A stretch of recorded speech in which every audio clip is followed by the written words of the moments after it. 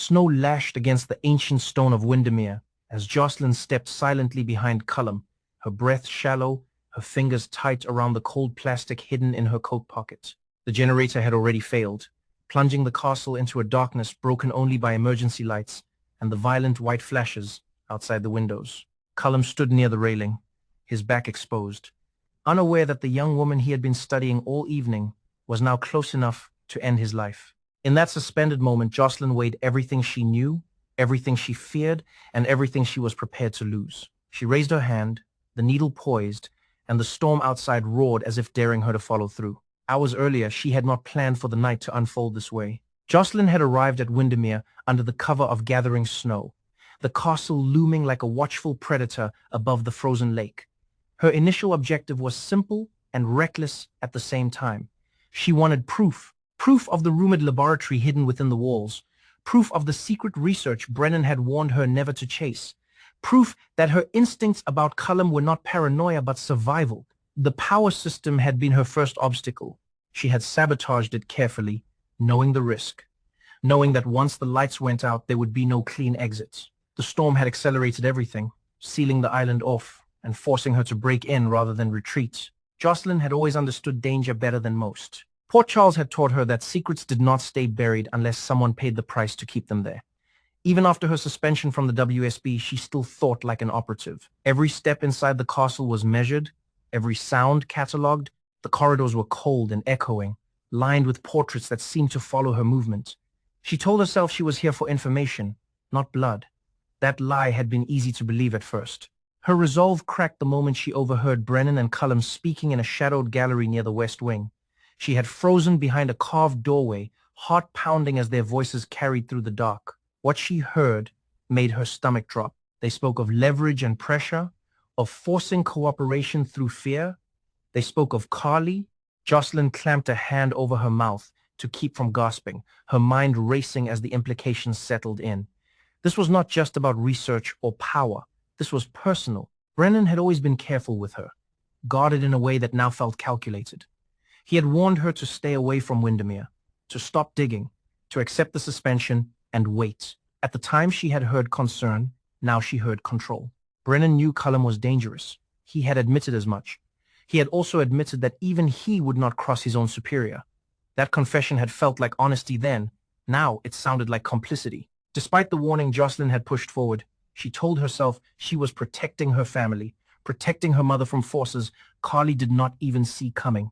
Carly had lived her life surrounded by men like Sonny, men who inspired loyalty and violence in equal measure. Even divorced, even separated by years of pain and history, Carly and Sonny remained bound by something unbreakable. Josslyn knew her mother would never betray him. That was exactly why Carly was a target. As the storm intensified, Cullum became more watchful. He noticed Josslyn lingering where she should not be, noticed her questions that were too sharp to be innocent.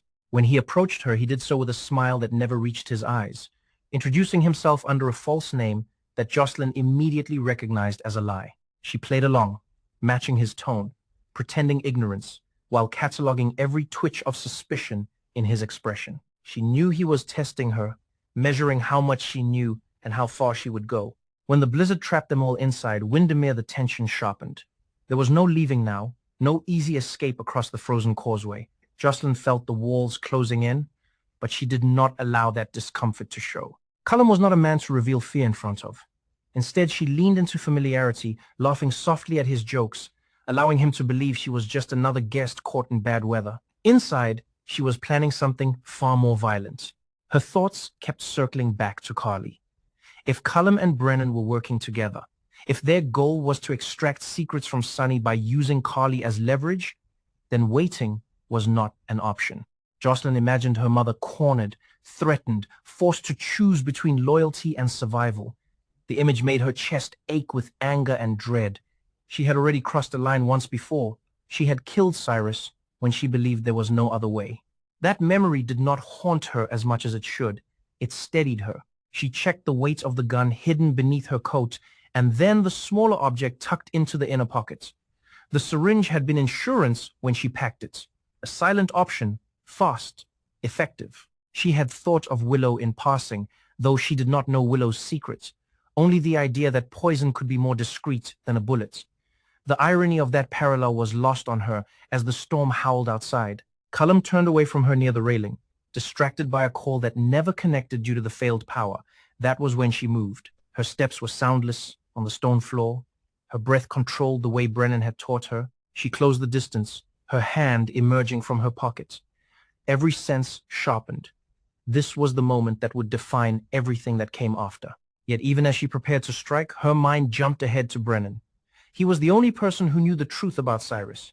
He had disposed of the body, cleaned the scene, ensured that her crime never surfaced. That knowledge gave him power over her, whether he admitted it or not. If he truly was aligned with Cullum, if he truly intended to hurt Carly, then leaving him alive was a risk she might not be able to afford.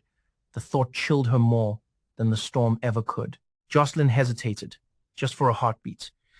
Cullum shifted, sensing something, and the pause nearly cost her everything. She forced herself forward, her resolve hardening. She was no longer the girl who waited for adults to protect her. She was making a choice, one born of fear, love, and fury tangled together until they were indistinguishable. The needle hovered inches from Cullum's neck as the emergency lights flickered again.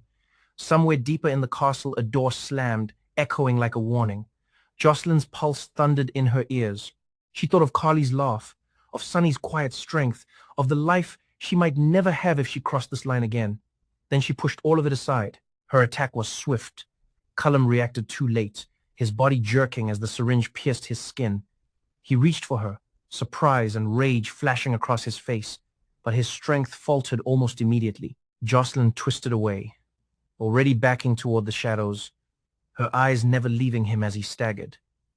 Whether the drug would render him unconscious or kill him outright, she did not yet know. She only knew she could not stay. Footsteps approached from the corridor. Brennan's voice cut through the dark, sharp with urgency as he called Cullum's name. Josslyn pressed herself against the wall, her mind racing through possibilities. If Brennan saw what she had done, there would be no going back.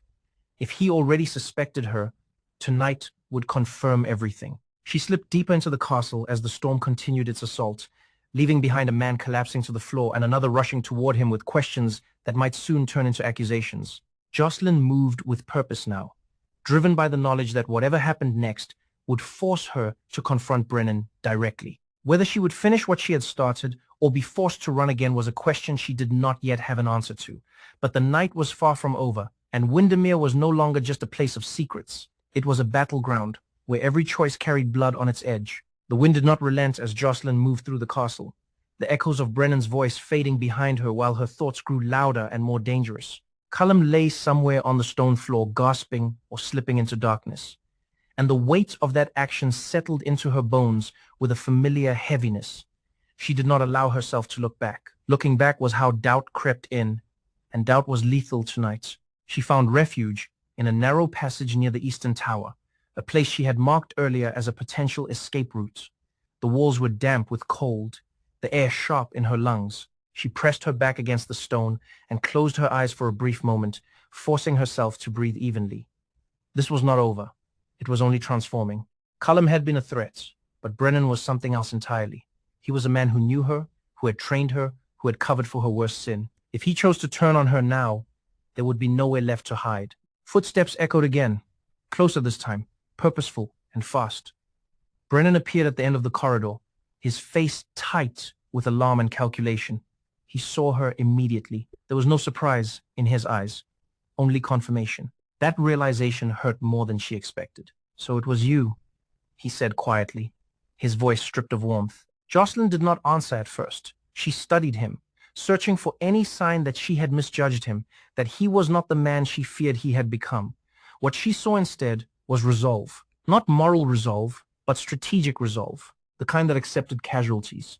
"You told me to stop," she said. "You told me to walk away and let them do whatever they wanted." Brennan stepped closer, keeping his hands visible. "I told you to stay alive. Cullum is not a man you provoke and walk away from. Neither are the people above him." "You mean the people who want to use my mother?" Josslyn said. Her voice did not shake. "You mean the people who think Carly is a pressure point?" His silence was answer enough. Snow rattled against the narrow window beside them, punctuating the moment like a countdown. Brennan spoke carefully. "Carly is resilient. Sunny is insulated. The information they want would never come willingly. This was about intimidation, not destruction. You do not intimidate my mother without consequences, Josslyn said. You do not threaten my family and expect me to wait for permission. His eyes flicked past her toward the darker corridor where Cullum lay. You injected him. She nodded. I did what I had to do. For a long moment, Brennan said nothing. The castle seemed to hold its breath with them. Then he exhaled slowly, the sound heavy with something that might have been regret. You have no idea what you have just started, he said. I know exactly what I started, Josslyn replied. I ended it before it reached Carly. Brennan shook his head. Cullum was a piece, not the whole board. If he survives, he will come for you. If he does not, others will come for all of us. Josslyn's hand drifted toward her coat again, where the gun waited. Then let it be clean, she said. Let it end here. Understanding passed between them, sharp and painful. Brennan saw the direction of her thoughts and stepped back. You think killing me solves this, he said. You are the only one who knows about Cyrus, she said. You are the only loose end I cannot afford. His jaw tightened. I saved you. You controlled me, Josslyn said. You kept that secret as leverage whether you admit it or not. The storm surged louder, a sudden gust rattling the glass hard enough to crack it. Snow blew into the corridor, swirling around their feet like smoke. Brennan moved then, not toward her, but toward the window. Checking the damage with a quick glance, the island is completely cut off, he said. No boats, no signal. If you kill me and Cullum dies, there will be an investigation. Eventually is not tonight, Josslyn said. He turned back to her, and for the first time his composure fractured. You are not a killer by choice, he said. Cyrus broke something in you, but it does not have to define you. Josslyn felt that familiar ache in her chest again, the part of her that remembered who she had been before Port Charles hardened her. She swallowed it down. My mother defines me, she said. Keeping her safe defines me. A distant groan echoed through the castle. Cullum was not dead. Not yet. Brennan's eyes widened slightly. You did not use poison. She shook her head. A sedative. Strong. He will live if someone helps him. Relief flickered across his face before he masked it. Then you have bought time, he said. Not freedom. Time is all I needed, Josslyn replied. She moved first, fast and decisive, not toward Brennan but past him, forcing him to turn. Her shoulder clipped his arm as she ran, and he reached for her but missed. She sprinted down the corridor, boots slipping on the icy stone, following the path she had memorized earlier. Brennan shouted after her, but his voice was swallowed by the wind and the labyrinth of halls. The eastern tower stairs were steep and treacherous, spiraling downward toward a service exit rarely used in winter. Josslyn took them two at a time, her lungs burning, her heart hammering with adrenaline and fear. At the bottom she found the door partially frozen shut, ice creeping along its edges. She slammed her shoulder into it once, twice, and on the third try it gave way with a crack that echoed into the storm. Outside the world was white and roaring. Snow blinded her instantly, the wind nearly knocking her off her feet. She pulled her hood tight and forced herself forward, following the faint outline of the path toward the boathouse. The lake was a sheet of dark ice, the castle lights flickering weakly behind her like dying stars. She reached the boathouse and ducked inside, slamming the door and bracing it with a beam she had prepared earlier. Her hands shook as the adrenaline began to ebb, leaving exhaustion in its wake. She leaned against the wall and slid down until she was sitting on the cold floor, breathing hard, listening for pursuit. Minutes passed. Then more. No footsteps came. Josslyn closed her eyes and let herself think of Carly, of the warmth of her mother's kitchen, of laughter and arguments and the unbreakable thread that tied them together. She had done this for her. She had crossed lines again for her. Whether Carly would ever know was uncertain, but the danger had been delayed, perhaps diverted entirely. By morning, the storm eased enough for rescue crews to reach the island. Cullum was found alive but weakened, his plans disrupted, and his position suddenly fragile. Investigations followed, questions without clear answers, alliances quietly dissolving under scrutiny. Brennan vanished from Port Charles within days, his silence as complete as the snow that had covered Wyndemere. Josslyn returned home, changed but unbroken. She carried her secrets with her, heavier now but no longer suffocating.